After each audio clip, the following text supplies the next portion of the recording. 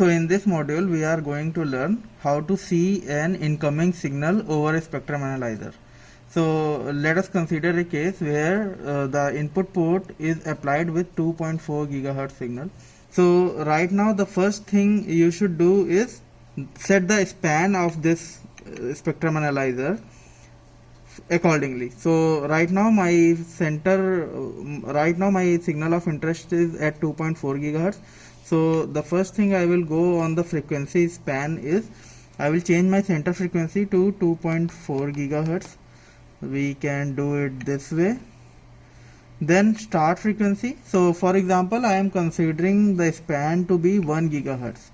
So for that, let me keep it 1.9. So I can use this knob also to change this frequency, or I can simply use 1.9 gigahertz. Then the stop frequency is already set 2.9 gigahertz. So it is the span of 1 gigahertz with center frequency of 2.4 gigahertz. Now the next thing comes the amplitude. Here you see, once I set the center frequency 2.4 gigahertz, I am able to see a peak here.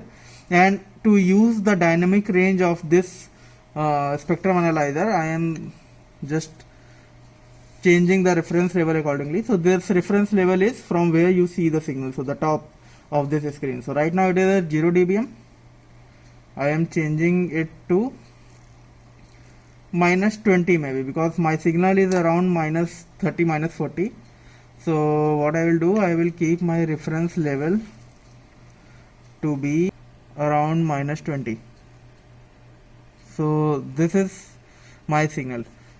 Utilizing this dynamic range very well, also make sure that you see the signal clearly and noise floor is adjusted accordingly. However, the noise floor can be affected because of resolution bandwidth and video bandwidth, which is set here 300 kilohertz right now. So I am not playing with these resolution bandwidth and video bandwidth.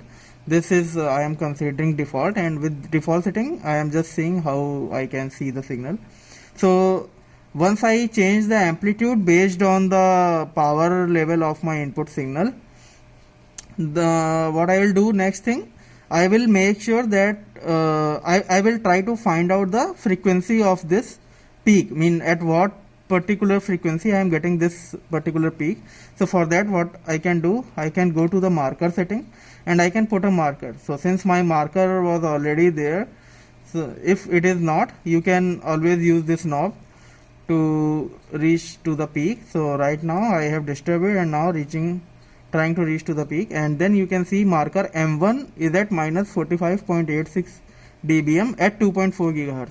So now I know the frequency and I know the power of that incoming signal at that particular frequency. Here you can see some of the peaks. These are noises. So these are coming and going and kind of intermittent signal. So right now I was only interested in this particular signal, which is available at 2.4 gigahertz, and we were able to see it using a spectrum analyzer. So that's it.